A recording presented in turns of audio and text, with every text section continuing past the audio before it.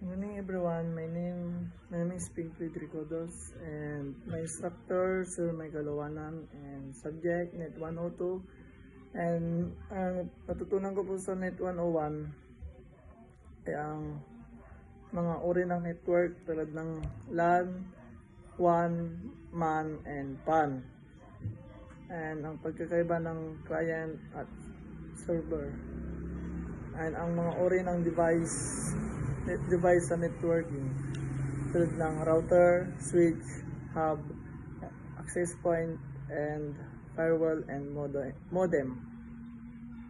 And sa IP address naman po and subnetting IP4 and IP6 address and sa pagkakaiba ng public and private IP and sa pag-compute ng submask at network host range.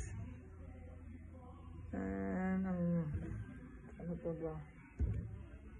And sa pagsasagawa ng basic network setup and troubleshooting, pagkakabit ng LAN cables of Wi-Fi and paggamit ng ping, IP config para sa diagnose ng problema and sa pag-ayos ng router at access point. And sa school vision, mission, and core values po. Sa vision, a leading local university known to develop excellent and professionals who are catalysts of progress for both the local and global communities. And